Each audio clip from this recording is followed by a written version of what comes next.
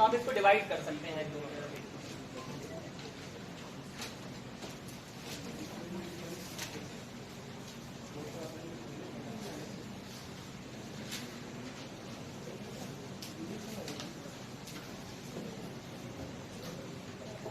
देखो मैं एक बार फिर से ये बता दे रहा हूँ कि इन दोनों एक्टिविटी में है क्या।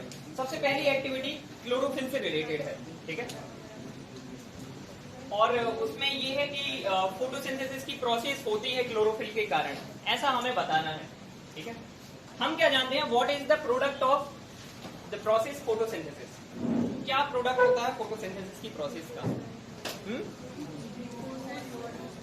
ग्लूकोज। और ग्लूकोज का कुछ पार्ट है जो प्लांट्स यूज कर लेते हैं, बाकी पार्ट का क्या करते हैं, किस फॉर्म में, ठीक है। हम यही बताएंगे कि स्टार्च प्रेजेंट होता है, ठीक है, जो कि किस प्रोसेस के थ्रू बना हुआ है, फोटोसिंथेसिस की प्रोसेस के थ्रू बना हुआ है। इसमें क्या इन्वॉल्व था, क्लोरोफिल, ठीक है।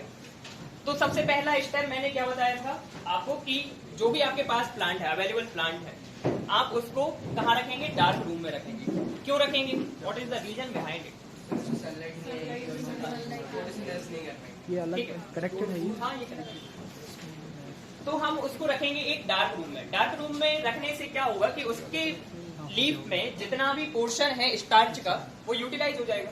क्यों? क्योंकि फोटोसिंथेसिस तो हो ही नहीं रहा है और वो स्टार्च अब यूटिलाइज हो गया है, तो हम कह सकते हैं कि अब उसके पास कुछ नहीं बचा है। अब फोटोसिंथेसिस की प्रोसेस होगी, अब देखो अब क्या बनता है, ठीक है। तो हमने उसका स्टार्च यूटिलाइज करा दिया, फिर इसके बाद हम उसको कहाँ लेके आएंगे, लाइट की प्रेजेंस में लेके आएंगे। लाइट की प्रेजेंस में जैसे ही ये आएगा तो क्या होगा, फोटोसिंथेसिस की प्रोसेस होगी और इसमें क्या बनेगा, ग्लूकोज बनेगा। ये अपने आप को पॉलीमराइज करेगा। पॉलीमराइज करने के बाद ये कन्वर्ट करता है अपने आप को स्टार्च के फॉर्म में, ठीक है। अब हमें बताना है कि ये स्टार्च फॉर्म हुआ है किस प्रोसेस के थ्रू, फोटोसिंथेसिस की प्रोसेस के थ्रू ये आया था, ये पहले से अवेलेबल नहीं था। तो इसके लिए हम क्या करते हैं, लीफ को सेपरेट करते हैं, कहां से, प्लांट से डिटैच करेंगे हम इसको प्लांट से। और फिर इसके बाद क्या करेंगे, किसी को क्या पता है, वो भी लेना है दोनों ही? हाँ दोनों मतलब चमत्कारी बाबा टाइप रखेंगे हम, माना है करना पड़ेगा सर। इस पर कनेक्ट नहीं होना सर, इसमें can not hear you at आ रहा है, ऑडियो कनेक्ट नहीं हो रही है जूम से। क्या दिक्कत आ रही है, कनेक्शन नहीं होता। ठीक है। तो हम क्या कह रहे थे कि लीफ को हमने डिटैच किया है प्लांट से, और अब क्या करेंगे, what is the next process, next step. सबसे पहले लीफ में से हटाएंगे हम क्लोरोफिल। क्यों हटाएंगे, क्योंकि क्लोरोफिल एक केमिकल इंग्रेडिएंट है और इसकी वजह से हमारी रिएक्शन पूरी की पूरी अफेक्ट हो सकती है, ठीक है। तो हम इसमें से पहले क्लोरोफिल हटाएंगे। क्लोरोफिल हटाने के लिए क्या कर सकते हैं, इसको हम बॉईल करेंगे, किसके साथ में, अल्कोहल के साथ में, ठीक है। अल्कोहल के साथ में हम इसको जब बॉईल करेंगे तो इसका क्लोरोफिल पिगमेंट कहाँ चला जाएगा, सॉल्यूशन में चला जाएगा और ये लीफ कैसी हो जाएगी, डीकलराइज्ड, है ना। इसका कलर चला जाएगा, जो ग्रीन कलर है वो कहाँ चला गया, सॉल्यूशन में चला गया, सॉल्यूशन का पार्ट हो गया। और अब हम लीफ पर एक्सपेरिमेंट परफॉर्म कर सकते हैं। क्या करेंगे अब हम, आयोडीन सॉल्यूशन वाला कुछ याद है, ठीक है। आयोडीन के साथ में रिएक्शन कराते हैं हम लीफ की। क्या होता है आयोडीन के कारण, स्टार्च अगर इसमें प्रेजेंट है तो ब्लू कलर में चेंज है। अगर वहां पर स्टार्च सिंथेसाइज हुआ होगा तो क्या होगा, वो देगा कलर, कैसा कलर देगा, ब्लैक ब्लू कलर देगा वो हमारे लिए, ठीक है। और ऐसा तो होगा ही, क्यों, क्योंकि हमने फोटोसिंथेसिस के लिए रखा था और फोटोसिंथेसिस के बाद क्या होगा, स्टार्च का फॉर्मेशन होगा। और इस तरह से हम ये प्रूव कर पाएंगे कि फोटोसिंथेसिस की प्रोसेस भी हुई है और यहाँ पे स्टार्च का फॉर्मेशन भी हुआ है, ठीक है।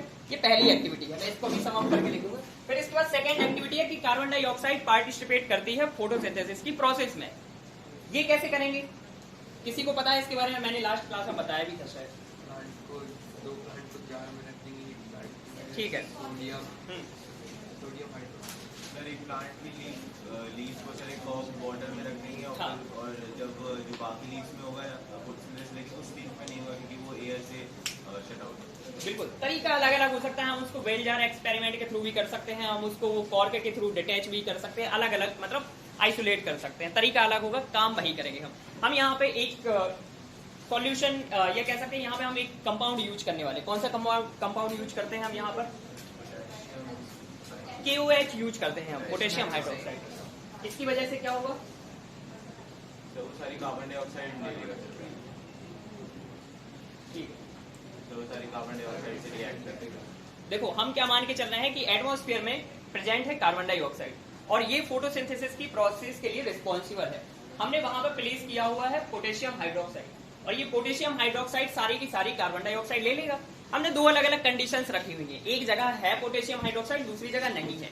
जहां पर पोटेशियम हाइड्रोक्साइड होगा वो क्या करेगा, CO2 को एब्जॉर्ब कर लेगा पूरा, और दूसरी जगह नहीं होगा तो वहां पे CO2 की अवेलेबिलिटी है।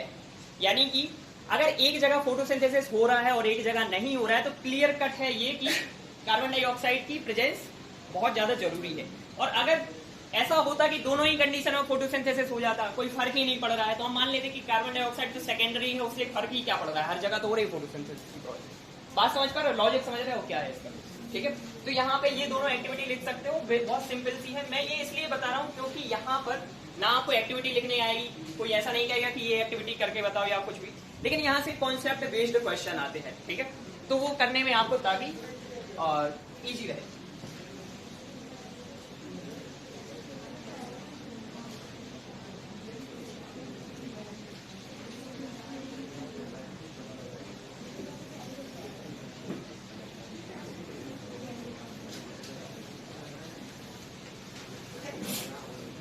हमने सबसे पहले क्या किया, प्लांट को एक डार्क रूम में प्लेस किया। इसकी वजह से क्या होगा, इसका स्टार्च पूरा यूज हो जाएगा।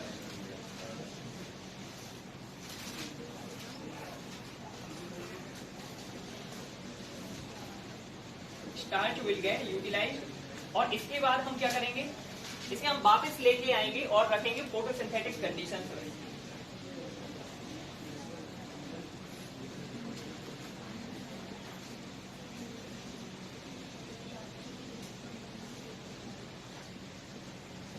इसको हमने एक्सपोज किया है कहां पर, सनलाइट पे।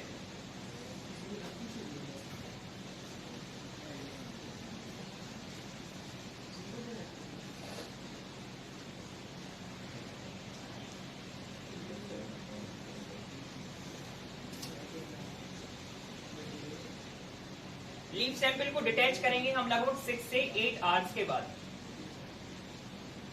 इतने समय में क्या होगा, फोटोसिंथेसिस की प्रोसेस हो जाएगी, ग्लूकोज यूज हो जाएगा और जितना बचा होगा वो स्टोर हो जाएगा किस फॉर्म में, स्टार्च के फॉर्म में। फिर इसके बाद क्या करेंगे, इसकी रिएक्शन कराएंगे किसके साथ में, या कह सकते हैं इसको बॉयल कराएंगे हम एल्कोहलिक सॉल्यूशन के साथ में।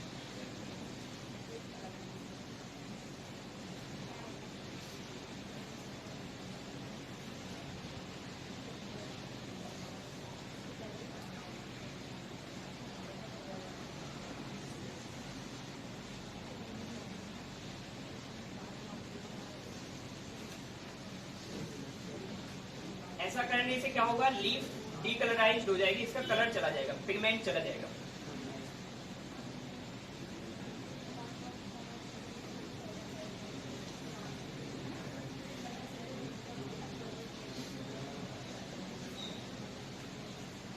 और अब इसकी रिएक्शन कराई जाएगी किसके साथ में,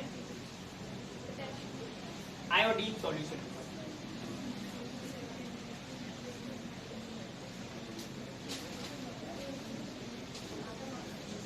और अगर यहां पर ब्लू ब्लैक कलर आपको दिखता है,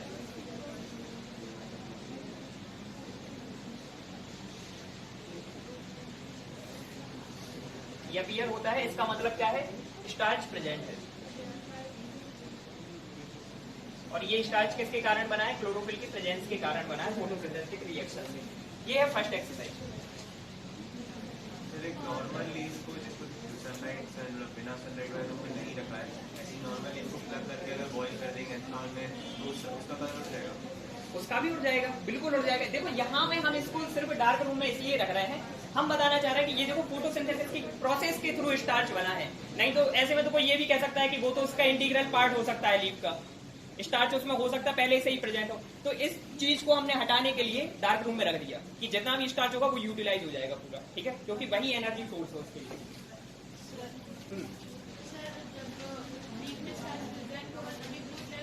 हाँ तभी होगा, क्योंकि आयोडीन तो स्टार्च के साथ में रिएक्शन देता है। फिर इसके बाद सेकेंड एक्टिविटी,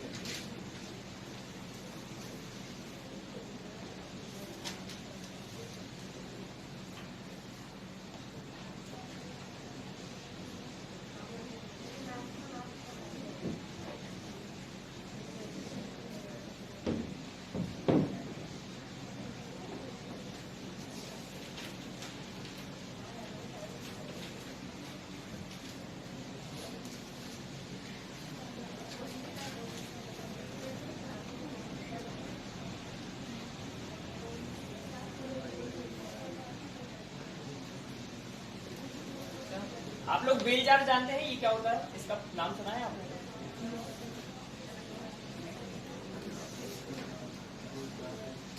ग्लास का बना हुआ है, ये इस तरह का एक ग्लास की वेसल समझ सकते हो, इससे हम कवर कर सकते हैं किसी भी चीज को, ठीक है।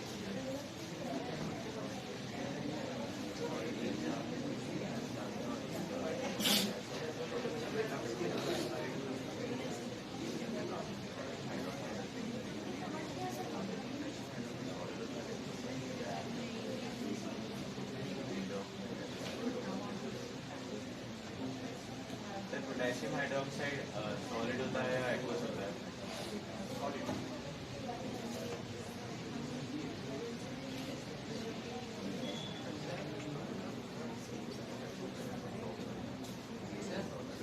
सर आपने सर एक्टिविटी में सर लास्ट में now reaction with iodine solution sir blue black colour appear sir appear नहीं हो सकता सर आपने क्लोरोफिल के कारण थोड़ी, हम तो यहाँ पे स्टार्च की बात कर रहे हैं, स्टार्च के साथ में रिएक्शन दे रहा है आयोडीन, ठीक है। ये जो स्टार्च है ये प्रोडक्ट है किसके कारण? क्लोरोफिल के कारण। क्लोरोफिल था तभी तो यहाँ पे सनलाइट के थ्रू उसने फोटोसिंथेसिस किया है, बात समझ रहे हो। वो हमने क्लोरोफिल इसलिए हटाया ताकि ये रिएक्शन को किसी तरह से अफेक्ट ना कर दे, क्योंकि क्लोरोफिल खुद रिएक्ट कर सकता है यहाँ आके, ठीक है, इसलिए हटाया है।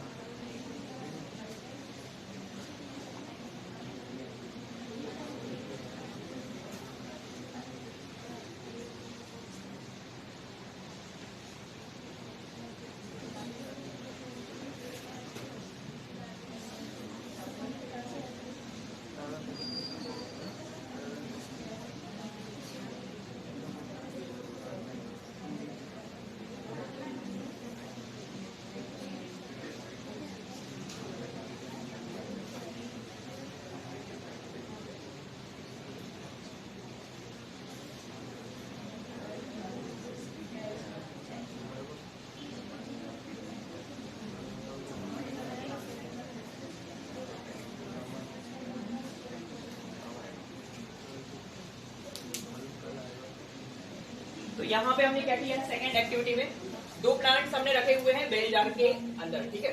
अब हमने एक के अंदर KOH रखा है, जैसे कि मान लो ये एक वेसल है, ये ऐसे ही हमने दूसरी कंडीशन भी रखी हुई है और दोनों के अंदर प्लांट रखे हुए हैं, ठीक है। ये एक प्लांट यहाँ पर है और एक यहाँ पर है। अब इनमें से किसी एक में हमने KOH सॉल्यूशन रखा है। यहाँ पे KOH सॉल्यूशन होने के कारण क्या होगा, पूरी की पूरी CO2 आएगी और इसमें एब्जॉर्ब हो जाएगी।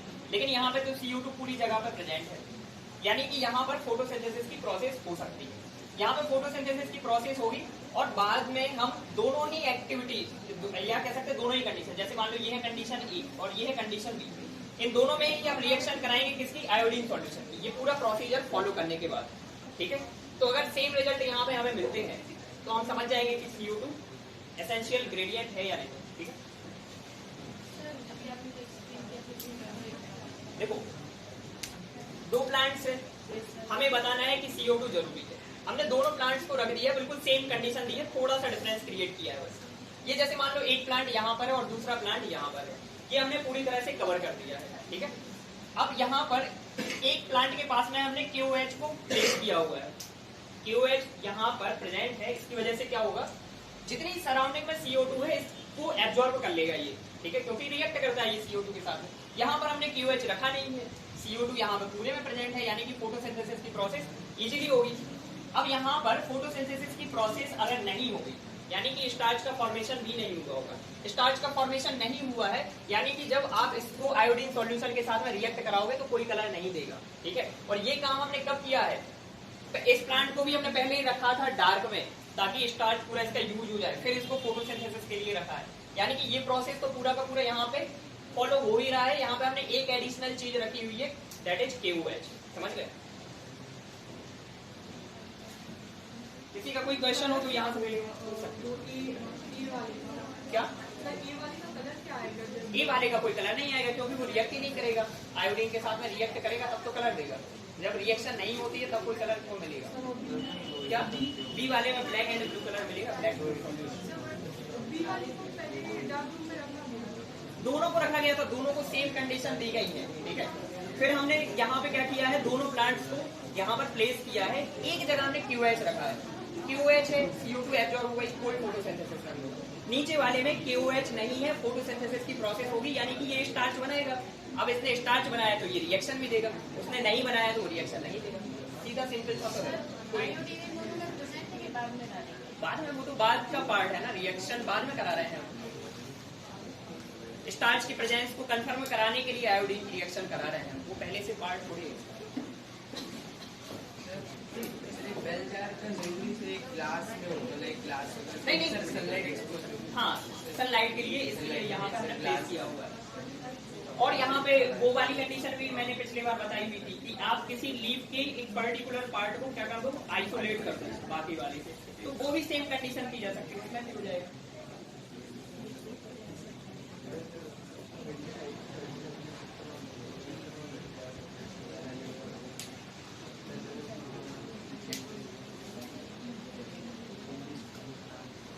किसी का कोई डाउट है क्या इससे रिलेटेड? अगर किसी का कोई क्वेश्चन हो तो पूछ लो, अदरवाइज फिर आगे की टॉपिक की बात करें। इससे किस तरह के क्वेश्चन आ सकते हैं? इससे क्वेश्चन आ सकते हैं जैसे कि ये QH वाली बात की है हमने, ठीक है, या कि QH को हमने क्यों प्लेस किया हुआ है, QH CO2 के साथ में क्या रिएक्शन करता है, क्या कर सकता है QH CO2 के साथ। या फिर पूछा जा सकता है कि स्टार्च और आयोडीन के साथ में क्या रिएक्शन होती है। अगर आपको वो सीधी सी बात क्या करते हैं, CBSE के एग्जाम में हाइपोथेटिकल कंडीशन दी होती है कि आपके पास ये ऐसा एक प्लांट है, आपने फिर ऐसा किया, फिर इसको हमने इतने दिन धूप में रखा है, अब बताओ इसमें ऐसा कोई चीज रिपोर्ट करनी है तो क्या कर सकते हैं। ऐसे कंडीशन बेस्ड क्वेश्चन आते हैं, तो आपको अगर रूट लेवल पर सारी चीजें पता है तो बहुत इजीली आंसर कर सकते हैं। CBSE के एग्जाम में अच्छी चीज ये है कि आपको याद करने जैसी कोई चीज नहीं करनी होती है, अगर पता है तो पता है, अदरवाइज कहानी लिखो। ठीक है, तो इसके बाद फिर एनिमल्स के बारे में बात की जाए। यहाँ कोई दिक्कत है क्या? ठीक है, अब एनिमल्स में न्यूट्रिशन की बात करेंगे। तो एनिमल्स में न्यूट्रिशन कितने तरह का होता है, कौन कौन सा? इसके बारे में पहले भी बताया था, होलोजोइक, सेप्रोजोइक एंड पैरासिटिक, ठीक है। अब हम बात करेंगे मेनली होलोजोइक के बारे में, ठीक है, जो कि होता है बड़े ऑर्गेनिजम्स में, क्योंकि अभी हमारे लिए माइक्रो ऑर्गेनिजम्स पर बात करने के लिए सिलेबस में कोई स्कोप है ही नहीं, कुछ बात ही नहीं है। उसमें सिर्फ अमीबा का एग्जांपल दिया हुआ है, वो मैं बता दूंगा साथ में, ठीक है। फिर बाकी बात की गई है ह्यूमन के बारे में, ह्यूमन डाइजेशन के बारे में, वो भी सिर्फ आपको जिस्ट दी गई है एक बिल्कुल शॉर्ट, बहुत शॉर्ट में है आपकी बुक में जो न्यूट्रिशन वाला पार्ट है, ठीक है।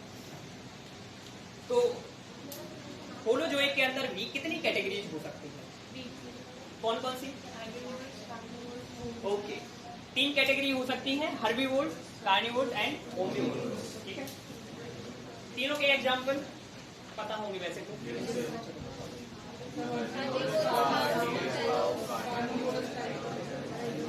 बियर कैसा होता है?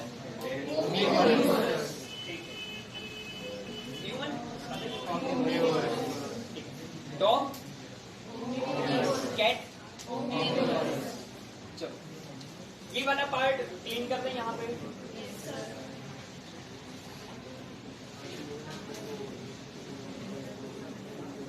ऑनलाइन वाले बच्चे, आप लोग को कोई डाउट है क्या, या ये वाला पोर्शन क्लियर किया जा सकता है?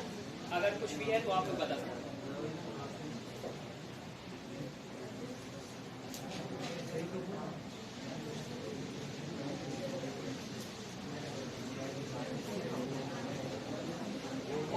So let us move ahead.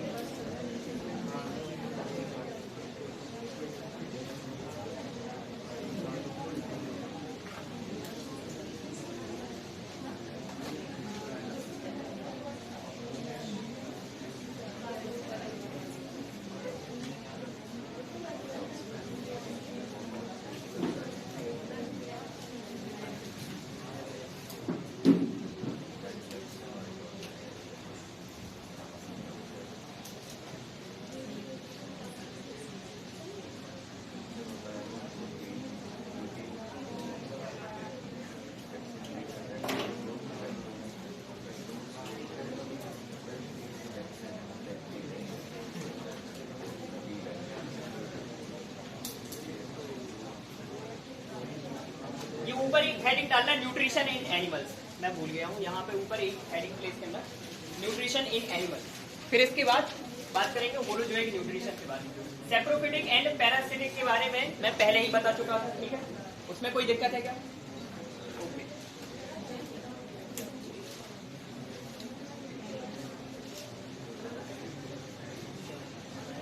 ये हो सकता है तीन तरह से, मोनोजोइक न्यूट्रिशन होता है तीन तरह से।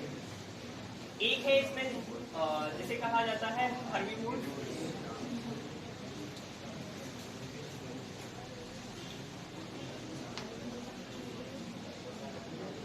मोनोजोइक न्यूट्रिशन के बेसिस पर ऑर्गेनिजम्स कितने तरह के हो सकते हैं? तीन तरह के। आप लोग को पता होगा इन्हें प्राइमरी कंज्यूमर्स भी कहा जाता है ना?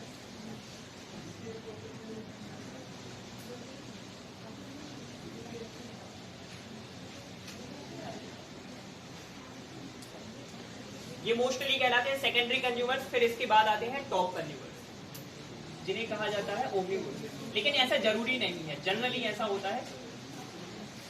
ये बात आप तब समझेंगे जब इकोसिस्टम।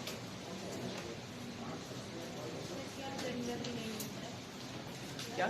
जैसे मैंने कहा ना कि ओमनिवोर्स को हम टॉप कंज्यूमर्स भी कह सकते हैं, लेकिन ऐसा जरूरी नहीं होता है। कई फूड चेन्स में ऐसा होता है कि वहां पे जो टॉप कंज्यूमर है वो कार्निवोर है, ठीक है, तो वो थोड़ा सा एक कॉन्ट्राडिक्शन है। वो कहाँ क्लियर होता है? इकोसिस्टम में, जब आप प्योरली उसी की बात करते हैं। तो सबसे फर्स्ट है इसमें हर्बीवोर। ये ऐसे ऑर्गेनिजम्स हैं जो पूरी तरह से प्लांट प्रोडक्ट्स पर डिपेंडेंट है, डायरेक्टली डिपेंडेंट है किस पर? प्लांट्स पर। क्या? टॉप कंज्यूमर मतलब जो फूड चेन का सबसे हाईएस्ट लेवल ऑक्यूपाई करता है, जिसके बाद कोई नहीं है, ठीक है। जैसे कि लॉयन, लॉयन को खाने वाला कौन है? जीते जागते तो कोई नहीं खा सकता उसको, है ना, इसलिए वो टॉप लेवल ऑक्यूपाई करता है, टॉप कंज्यूमर कहलाता है। जैसे कि हॉक, तो वो सबसे हाईएस्ट लेवल ऑक्यूपाई करेगा। सबसे पहले वो ग्रासलैंड इकोसिस्टम में सबसे ऊपर आता है, जनरली देखा जाए तो। जैसे कि ग्रास है, ग्रास के बाद अगर उस पर्टिकुलर इकोसिस्टम में जैसे कि फ्रॉग आ जाता है, कई बार फ्रॉग भी ग्रास को खा जाता है, या ग्रास हॉपर का नाम भी सुना होगा आप लोगों ने। तो ग्रास हॉपर के बाद कौन आता है? स्नेक आ जाता है, स्नेक के बाद पीकॉक आ जाता है, और फिर इसके बाद हॉक आ जाता है, ठीक है। तो इस तरह से अलग अलग तरह की फूड चेन्स है जहां पे आपको अलग अलग टॉप कंज्यूमर्स देखने मिलते हैं। फिर इसके बाद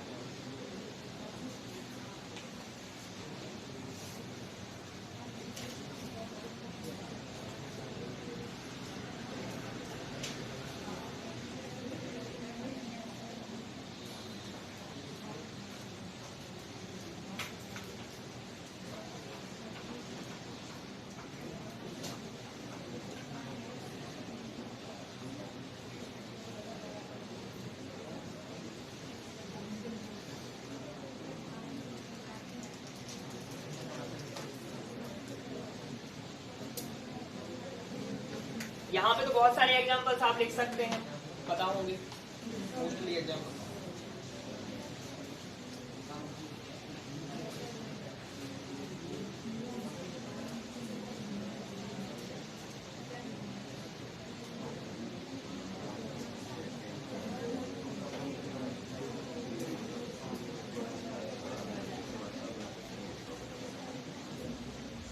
राइनोसेरोस कहाँ पे आएगा ये बताओ।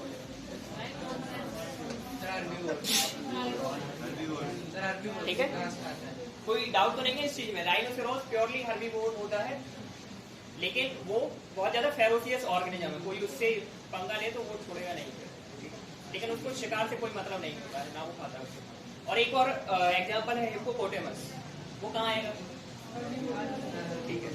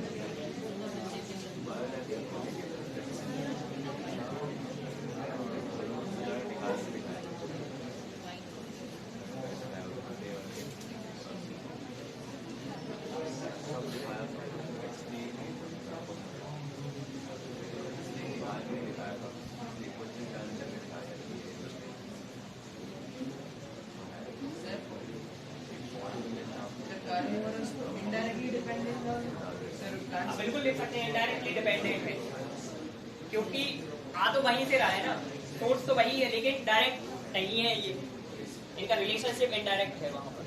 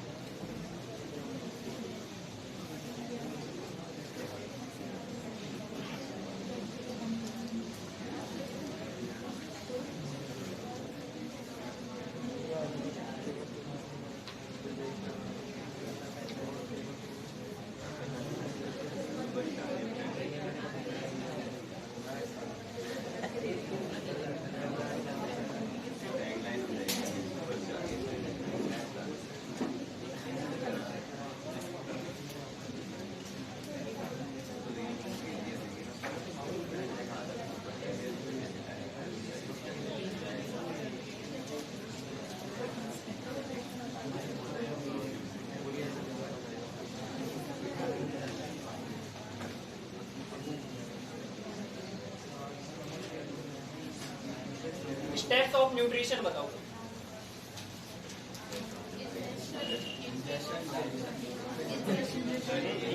इसके बाद ठीक है, इंजेशन, डाइजेशन, एब्जॉर्प्शन, फिर इसके बाद एसिमिलेशन, फिर इसके बाद आता है इजेशन। ठीक है, 5 बेसिक स्टेप होते हैं ये किसी भी ऑर्गेनिज्म में जब न्यूट्रिशन की प्रोसेस होती है। इन पांचों के बारे में जानते हो? ठीक है।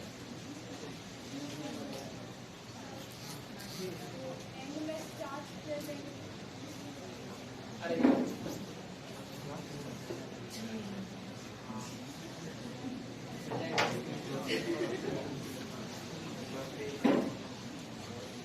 ठीक है, तो सबसे पहली प्रोसेस होती है इंजेशन। क्या मतलब होता है इसका?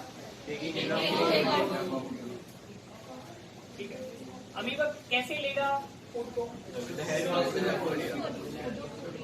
सूडोपोडिया को और क्या कहते हैं? फॉल्स फीड भी कहते हैं। तो हम इसे जनरली कैसे डिफाइन कर सकते हैं? Taking of food from surroundings.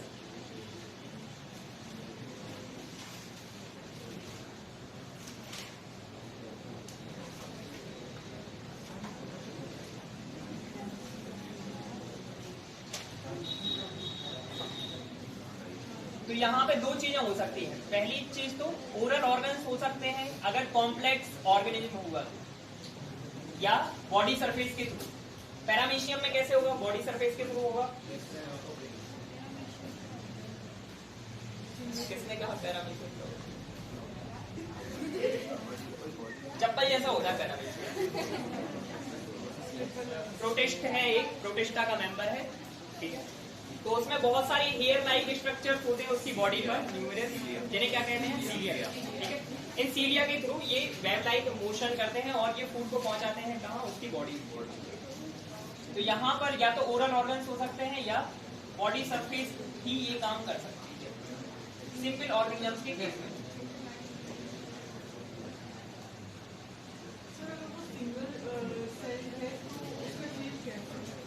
क्या? अरे यार कैसे बात कर रहे हो तुम? हमें ये बताओ, सेल के बाहर सेल मेम्ब्रेन होती है कि नहीं होती है ना? जैसे आपके पास वाटर है तो उसका कोई शेप नहीं है, लेकिन जैसे ही आपने उसको किसी वेसल के अंदर डाला उसका शेप आ गया कि नहीं? तो जो साइटोसोल है वो कहाँ है? सेल मेम्ब्रेन के अंदर है, इसीलिए उसका शेप है। ठीक है, अब वो जिस तरह की सेल मेम्ब्रेन बनाएगा उस हिसाब से उसका शेप डिटरमाइन होगा। ठीक है, तो यहाँ पे पहली प्रोसेस क्या है? इंजेशन। जैसे हम क्या कह सकते हैं, अमीबा के केस में क्या होगा? अमीबा के केस में फॉल्स फीड या स्यूडोपोडिया काम करेंगे ओरल ऑर्गन का। ठीक है, या मैं सोच रहा हूँ अमीबा का मैं अलग से ही बता दूं, यहाँ पे स्टेप लिख दूं, नहीं तो बनेंगे नहीं। ओरल ऑर्गन बकल क्या? माउथ। ठीक है, ओरल जो माउथ से रिलेटेड होता है उसे ओरल कहा जाता है। जैसे हम कहते हैं ना ओरल क्वेश्चंस या ओरल हुआ स्कूल में, ऐसे कहते हैं। ठीक है, तो वो उससे रिलेटेड। चलो, फिर इसके बाद डाइजेशन। डाइजेशन क्या होता है? ओके, तो आपने जो फूड बाहर से लिया है वो कॉम्प्लेक्स नेचर का है। ठीक है, बॉडी को उसकी जरूरत नहीं है, बॉडी को अपने हिसाब से डिजाइन करना पड़ेगा, प्रोटीन, कार्बोहाइड्रेट, फैट्स एटसेट्रा, हर एक चीज को तो आपको ब्रेक करना पड़ेगा। तो वो कॉम्प्लेक्स मॉलिक्यूल सिंपल फॉर्म में ब्रेक किए जाएंगे। इस प्रोसेस को कहा जाता है डाइजेशन। और ये काम कैसे होगा? बॉडी के अंदर क्या है? मशीनें हैं कोई, क्या है, कैसे? बायो कैटालिस्ट की हेल्प से होता है ये काम, and biocatalyst are called as enzymes.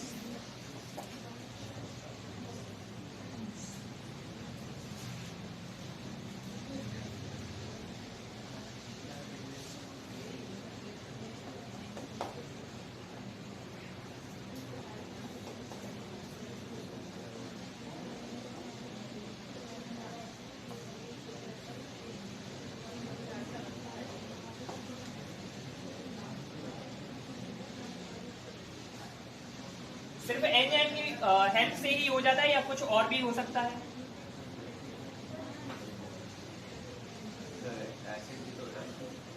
जैसे हमारी बॉडी में तो HCl भी होता है, तो इसीलिए हम क्या कह सकते हैं, डाइजेस्टिव जूसेस भी प्रेजेंट हो सकते हैं कॉम्प्लेक्स ऑर्गेनिजम्स के केस में, या अगर सिंपल है तो सिर्फ एंजाइम से ही काम हो जाएगा।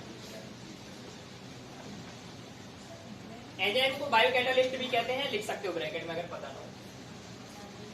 फिर इसके बाद थर्ड प्रोसेस क्या होती है, एब्जॉर्प्शन का क्या मतलब है?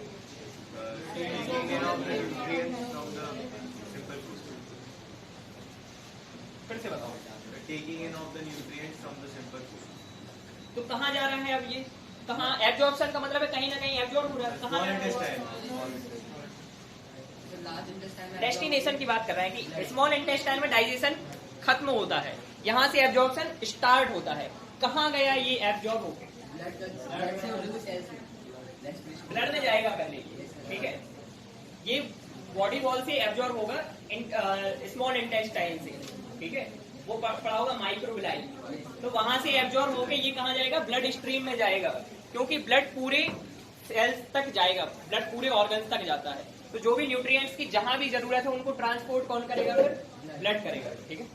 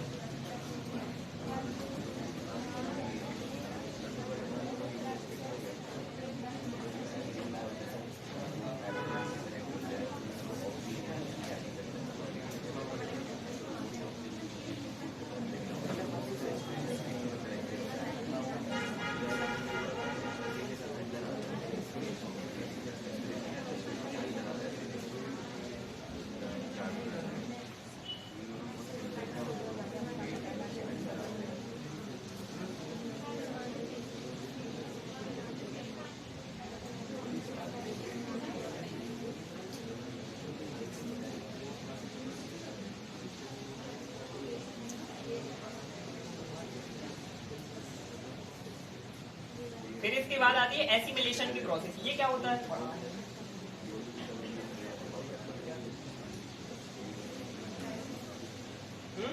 एसिमिलेशन क्या होता है बताओ? ओके, तो बॉडी इसको क्या करेगी, एसिमिलेट करेगी, किस काम के लिए, या तो एनर्जी प्रोडक्शन के लिए, यहाँ से एक पार्ट रेस्पिरेशन की तरफ जाएगा जिससे बॉडी यूज करेगी इस एनर्जी को, और बाकी का क्या होगा, बॉडी की रिबिल्डिंग के लिए, बॉडी के ग्रोथ डेवलपमेंट के लिए जिन भी चीजों की जरूरत होगी वो सारी सिंथेसाइज की जाएंगी, ठीक है, क्योंकि अब आपके पास रॉ मटेरियल है जिन्हें हमने सिंपल मॉलिक्यूल्स यहाँ पे कहा।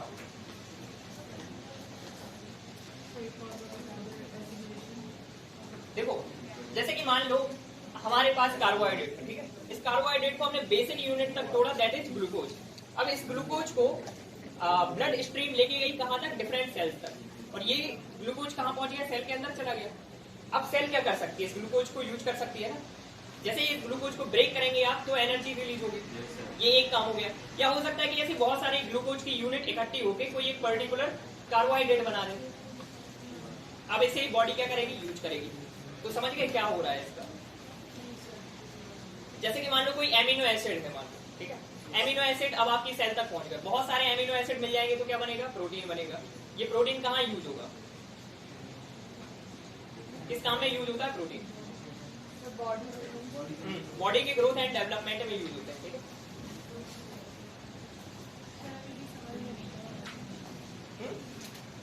अभी भी समझ में नहीं आया। देखो ये तो बेसिक स्टेप की बात चल रही है, इन्हें ही हमें डिटेल में समझना है, ठीक है, तो हर एक चीज को हम डिटेल में बात करेंगे। मैं बता दे रहा हूँ आपको, एक आइडिया दे देता हूँ। अगर प्रोटीन बना के यूज कर रहे हैं, प्रोटीन को अमीनो एसिड में क्यों ब्रेक कर रहे हैं? यही तो प्रश्न है। देखो प्लांट ने जो प्रोटीन यूज किया है, क्या आपको लगता है कि वो आपकी बॉडी के हिसाब से फिजिबल है?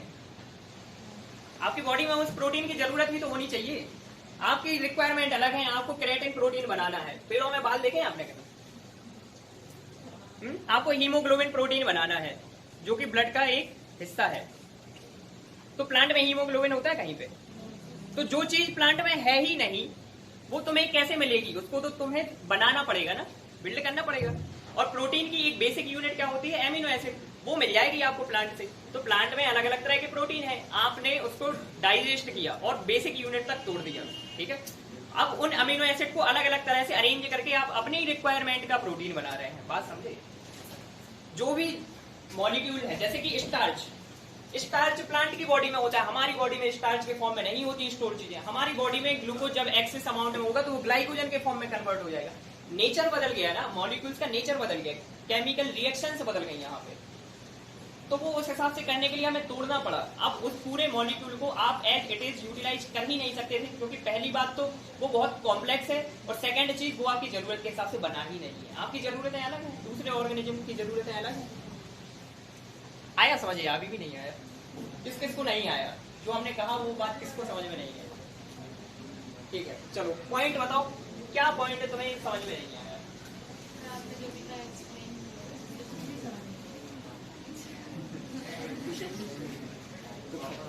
ठीक है, हम ये तो लिख ही रहे कम से कम, फिर हम तुम्हें यहाँ बता देंगे। ठीक है, चलो एसिमिलेशन बता दो मुझे क्या है, जिसको समझ में आया वो तो बताई दो, फिर यहाँ पे मैं बता रहा हूँ फिर से अलग। यूटिलाइजेशन ऑफ द न्यूट्रिएंट्स, ठीक है, और protein absorb by the food. हम यूटिलाइज कर रहे हैं सारे के सारे न्यूट्रिएंट्स जो हमारे लिए बॉडी में मिले हैं डाइजेशन की प्रोसेस के बाद। Utilisation of the nutrients for energy purposes, कि हमें एनर्जी की रिक्वायरमेंट है इसलिए हम उनको यूज कर रहे हैं, या ग्रोथ डेवलपमेंट जैसी प्रोसेस के लिए। ठीक है,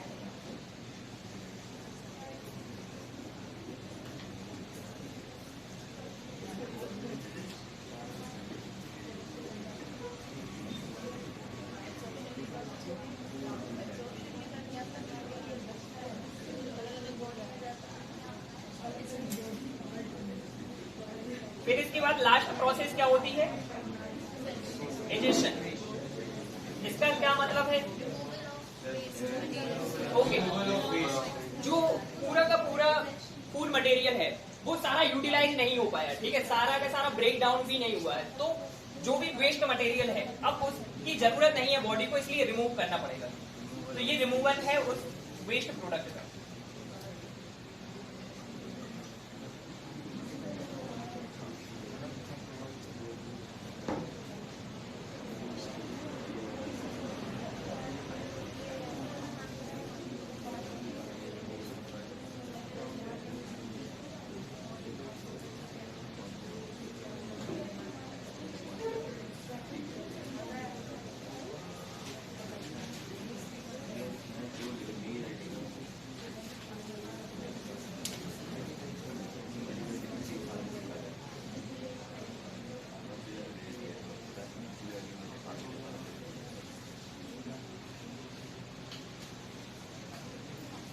ये वाला मिटा दें यहाँ का।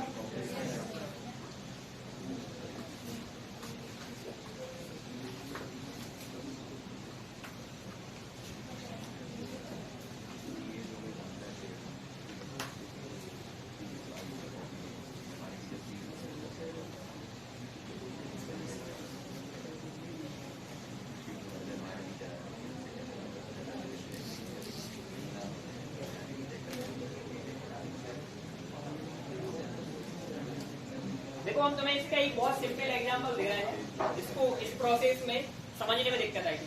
फॉर एग्जांपल आप अमेरिका जाते हैं, ठीक है, और आप अपने इंडिया से पैसे लेके जाते हैं, तो क्या आप वहां पे इंडियन करेंसी यूज कर पाएंगे? What you have to do? और जब आप अमेरिका से वापस इंडिया आएंगे तो वहां का डॉलर यूज कर पाएंगे? क्या करना पड़ेगा?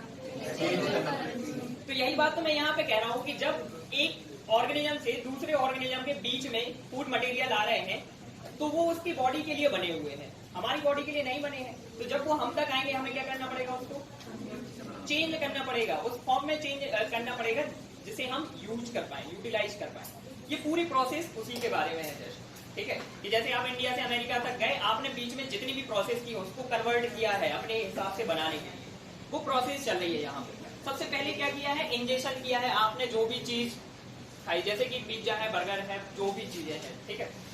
अब ये बहुत ज्यादा कॉम्प्लेक्स मॉलिक्यूल्स के फॉर्म में है, इसमें प्रोटीन्स भी हैं, इसमें मतलब प्रोटीन तो बहुत कम होते हैं, ठीक है, उसमें कार्बोहाइड्रेट है, उसमें फैट बहुत ज्यादा है, प्रोटीन भी है, सारी चीजें हैं उसमें। ये बहुत कॉम्प्लेक्स मॉलिक्यूल है, आपकी बॉडी इस पर काम कर नहीं सकती डायरेक्ट। मतलब आप चाहो कि इसको यूज करके आपकी बॉडी बड़ी हो जाए, ग्रोथ हो जाए, एनर्जी मिल जाए, ऐसा नहीं हो सकता है, क्योंकि इसकी एनर्जी इसके अंदर ट्रैप है, एनर्जी किस हिसाब से ट्रैप है, उसके बॉन्ड के अंदर है, ठीक है।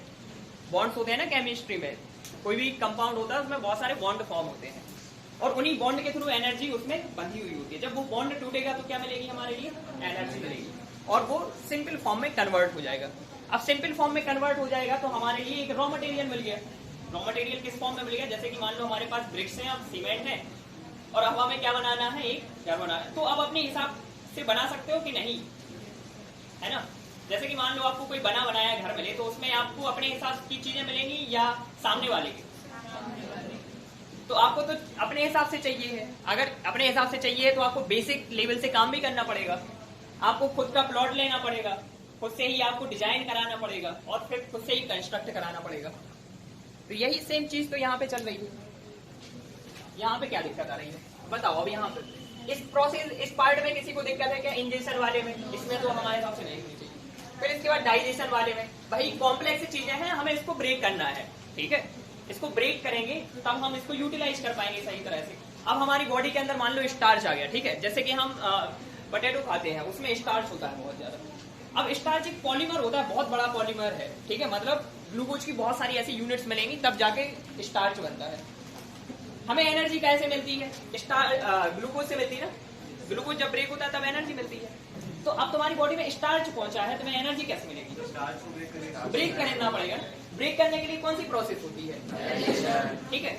अब जैसे कि मान लो हमने स्टार्च को ब्रेक किया तो हमें क्या मिला, अगर हम बिल्कुल बेसिक लेवल की बात करें कि हमें ये मिल गया ब्रेक करने को, पहली बात तो वो ऐसे ब्रेक होगा नहीं, क्योंकि स्टार्च क्या है, एक पॉलीसैकेराइड है। पहले ये ब्रेक होगा डाइसैकेराइड के फॉर्म में, डाइसैकेराइड बनाएगा मोनोसैकेराइड, ठीक है। हमने फिर भी मान लिया कि ये सीधा ब्रेक हो गया कहां पर, ग्लूकोज के फॉर्म में, ठीक है। हमने कौन सी प्रोसेस कंप्लीट की, डाइजेशन वाली। स्टार्च ब्रेक हो गया पूरी तरह से। अब हमें क्या करना है, इसको यूटिलाइज करना है। लेकिन तुम्हारी बॉडी में तो सेल्स बहुत जगह पे है, हो सकता है कि तुम्हारे ब्रेन में रिक्वायरमेंट हो एनर्जी की, हो सकता है कि मसल्स में हो सकता है, लिम्स में हो, कहीं भी हो सकती है ना, या हो सकता है इंटरनल सेल्स में जरूरी हो। ये मॉलिक्यूल वहां तक कैसे पहुंचेगा, ब्लड के थ्रू पहुंचेगा। तो तीसरी प्रोसेस आएगी एब्जॉर्प्शन। ये ग्लूकोज अभी कहां पर है, ये पूरा ब्रेक डाउन होने के बाद ये अभी स्मॉल इंटेस्टाइन में पड़ा है, स्मॉल इंटेस्टाइन से मिल जाएगी एनर्जी, तुम्हारे लिए एनर्जी चली जाएगी वहां तक। तो हमें इस मॉलिक्यूल को कहां ले जाना पड़ेगा, ब्रेन तक। पूरी बॉडी में ट्रांसपोर्ट का काम कौन करता है, तो इसको ले जाने के लिए ब्लड आएगा। इस प्रोसेस को हम क्या कह रहे हैं, एब्जॉर्प्शन, कि जहां जरूरत है वहां लेके चले जाओ। अब जैसे कि मान लो ये ब्रेन सेल में पहुंच गया, ठीक है, ब्रेन में चला गया ये ग्लूकोज। अब हमें क्या करना है, एनर्जी की जरूरत है। एनर्जी की जरूरत है तो कौन सी प्रोसेस होती है बॉडी में, रेस्पिरेशन की प्रोसेस होती है। रेस्पिरेशन के कारण क्या होता है, ये जो मॉलिक्यूल है ये अब ब्रेक हो जाएगा। ये ब्रेक होके क्या बनाएगा, CO2 बनाएगा, H2O बनाएगा, और इसके बॉन्ड टूट गए हैं इसलिए ये एनर्जी भी बनाएगा, ठीक है। तो एनर्जी की प्रोसेस मिली, एनर्जी रिलीज हो गई। इसी प्रोसेस को तो हमने एसिमिलेशन कहा था कि जब बॉडी इसे यूज करने लगे अपने काम के लिए। अभी तो हमने एनर्जी प्रोडक्शन के लिए इसको यूज किया है। मान लो कि हमारी बॉडी में अब जैसे हमें 10 दिन तक खाना नहीं खाना है, ठीक है, बॉडी को क्या करना पड़ेगा, बॉडी को इसको स्टोर करके रखना है ताकि एडवर्स कंडीशन हो तो सर्वाइवल बना रहे। तो बॉडी क्या करेगी, इस एक्सेस ग्लूकोज की बहुत सारी यूनिट्स को इकट्ठा करेगी और क्या बनाएगी, ग्लाइकोजन बनाएगी। ये ग्लाइकोजन कहाँ चला गया, लिवर में चला गया, ठीक है, लिवर में जाके ये स्टोर हो जाता है। तो ये भी एसिमिलेशन का पार्ट है कि आपने इसको अलग अलग फंक्शंस के लिए यूज कर लिया। इस प्रोसेस में कोई दिक्कत क्या, अब बताओ किसी को दिक्कत हो तो, कोई डाउट हो तो बताओ।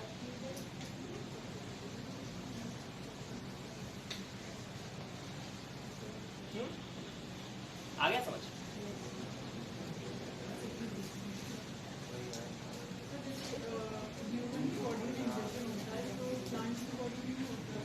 प्लांट्स की बॉडी तो बना ही रही है सीधा, प्लांट्स की बॉडी को खाने की जरूरत ही कहाँ, प्लांट्स की बॉडी तो कंस्ट्रक्ट कर रही है। हम कंस्ट्रक्ट कहाँ कर रहे हैं, हम तो उठा रहे हैं, उधार ले रहे हैं प्लांट्स से।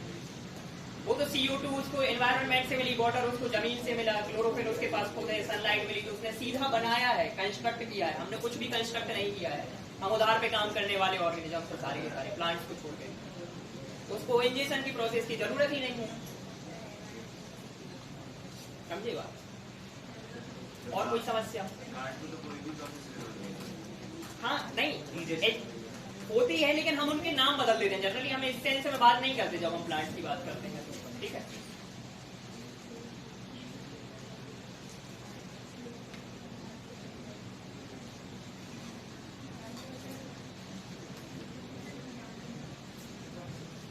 बॉडी में कितनी डाइजेस्टिव ग्लैंड्स होती हैं बताओ कोई?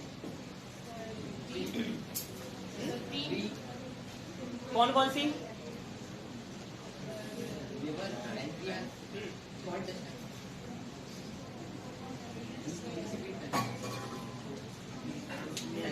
मतलब स्मॉल इंटेस्टाइन को ग्लैंड नहीं कहते हैं हम, वो बनाती है इंटेस्टाइनल जूस बनाती है, सक्कस एंटेरिकस कहते हैं वो, लेकिन वो ग्लैंड नहीं है। ठीक है, ग्लैंड एक अलग तरह का ऑर्गन है, डिफाइन करने का तरीका अलग है।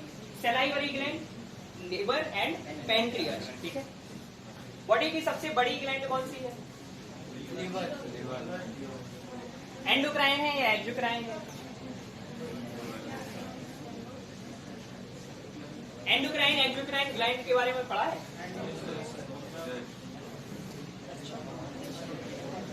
इस मुद्दे को यही है।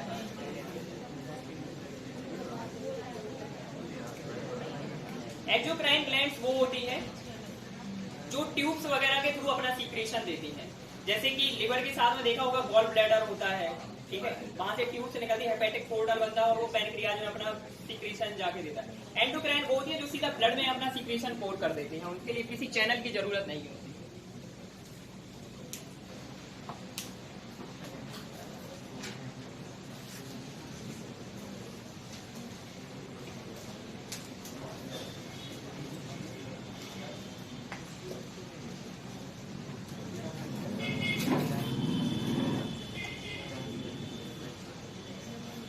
अच्छा ये बताओ, किसी भी ऑर्गेनिज्म का या ह्यूमन की बात की जाए पर्टिकुलर, तो हमारे केस में लिवर किसी को डोनेट क्यों किया जा सकता है? क्यों कर देते हैं हम लिवर डोनेट? क्योंकि वो रीजनरेट हो जाता है। ठीक है, अगर आप कोई पर्टिकुलर सेगमेंट अपने लिवर का डोनेट करते हैं तो उतना पार्ट वो रीजनरेट हो जाता है। काश हमारी बॉडी में अगर हर जगह ये कैपेसिटी होती, कितना अच्छा होगा, है ना? वो ग्रूट टाइप हालत होती। ग्रूट वो हॉलीवुड का एक कैरेक्टर है, मूवी देखिए, गार्डियंस ऑफ द गैलेक्सी। अरे छिपकली में तो फिर भी लिमिटेड रीजनरेशन होता है। ये देखो बिजनेस शुरू हो गया इसका।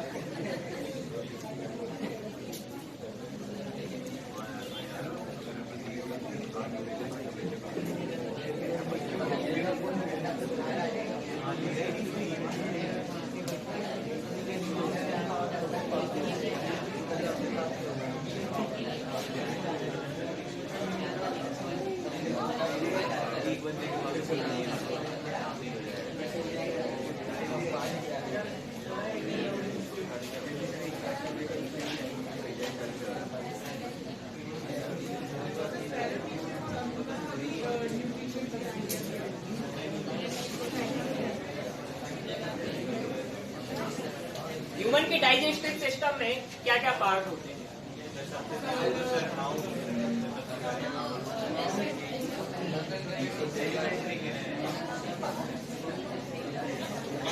इसको दो पार्ट में डिवाइड किया जा सकता है। कौन से दो पार्ट में? सबसे फर्स्ट डाइजेस्टिव ऑर्गन, या इसको कह दो एलिमेंट्री कहना।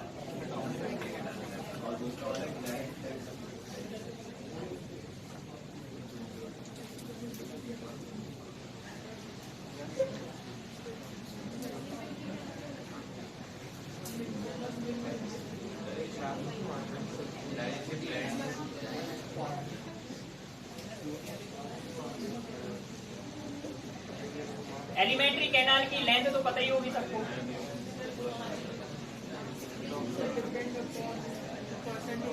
हाँ, मतलब एक जनरलाइज फैक्ट की बात कर रहा है।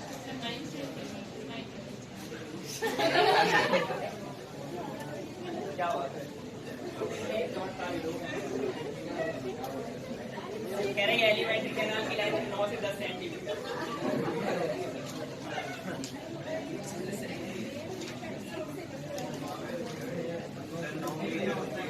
क्या 9 से 12 मीटर होती है। हाँ, 9 से 10 मीटर के आसपास होती है। अच्छा ये बताओ, स्मॉल और लार्ज इंटेस्टाइन में से बड़ा कौन है? फिर उसे स्मॉल क्यों कहते हैं?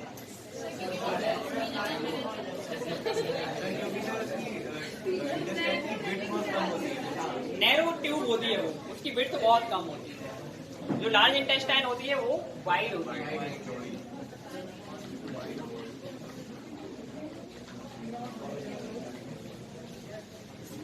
ठीक है, तो यहाँ पर हम कौन कौन से पार्ट लिख सकते हैं एलिमेंट्री कैनाल में?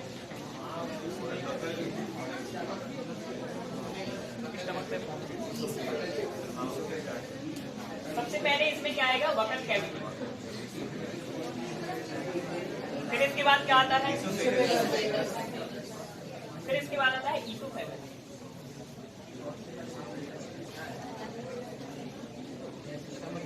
इसी को कहते हैं क्या? Food pipe. ठीक है, फिर इसके बाद स्टमक के भी 3 पार्ट होते हैं।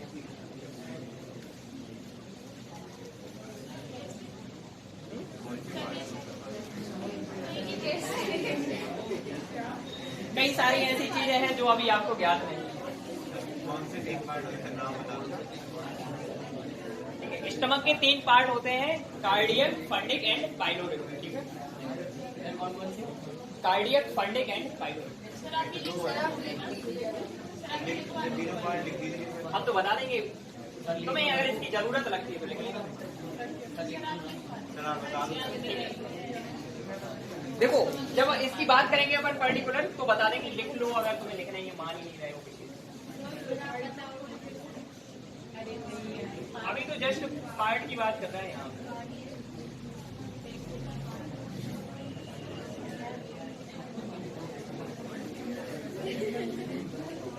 फिर इसके बाद स्टमक के बाद क्या आता है?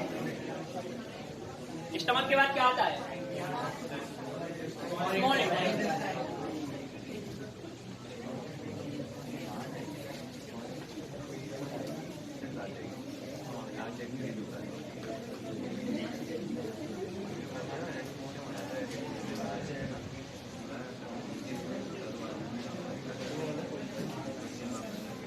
तुम ये सोचो कि भगवान ने कितनी शानदार मैन्युफैक्चरिंग की है एनिमल्स की या ह्यूमन बीइंग्स की। ट्रिलियंस ऑफ सेल्स डाल दी है बॉडी के अंदर। ठीक है, 206 बोन्स हैं। ठीक है, फिर इसका 639 मसल्स भी हैं उसी बॉडी में। इतनी लंबी लंबी ट्यूब है, 9 सेंटीमीटर की ट्यूब है। ठीक है,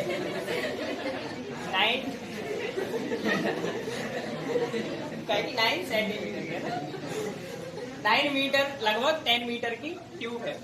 और इसके बाद लंग्स है, किडनी है, फिर इसके बाद लिवर है, पैनक्रियाज है ना, ब्रेन है। ब्रेन मतलब अब ब्रेन की तो बात ही मत करना, इंटीरियर ऑर्गन है, हार्ट भी है। कितनी सारी चीजों को असेंबल किया है भगवान ने, कितनी बिल्कुल परफेक्शन के साथ।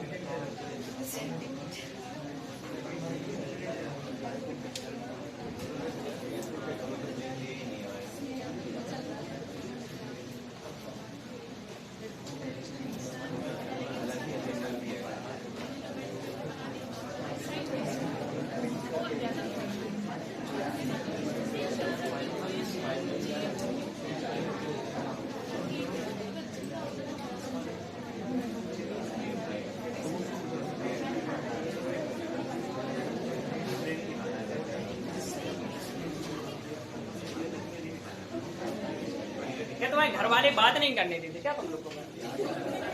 इतनी रेस्ट्रिक्शंस है क्या कि यहाँ आगे बात करते हो सारी?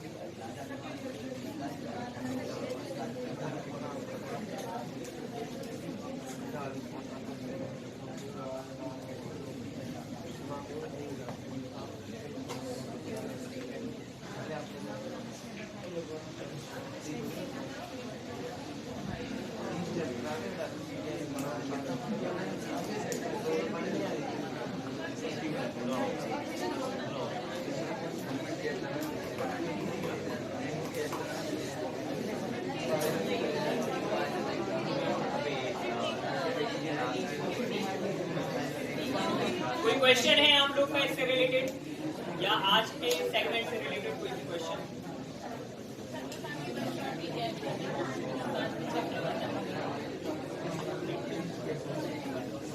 ऑनलाइन वाले बच्चे जो भी लोग हैं, विद्या, भावेश, एंड कात्यायनी, आपका कोई क्वेश्चन नहीं है आज के सेगमेंट से रिलेटेड?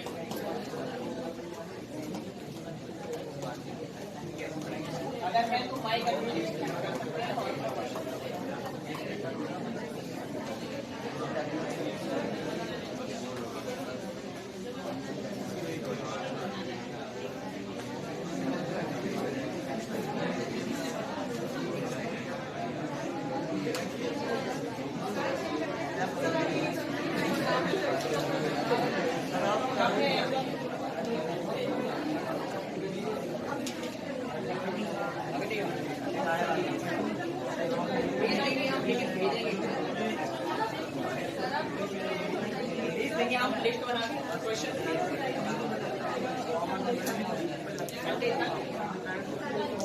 चलो कर देखते हैं कितना हो सकता है। मैं ये नहीं चाह रहा कि शॉर्ट में बता के आपका काम खत्म कर दिया जाए, तो बाद में दिक्कत नहीं। ये तो एग्जाम ऐसे है कि फिर भी काम चल जाएगा, लेकिन मैं कोशिश करूंगा कि चलो देखते बात कर लेंगे। हाँ सर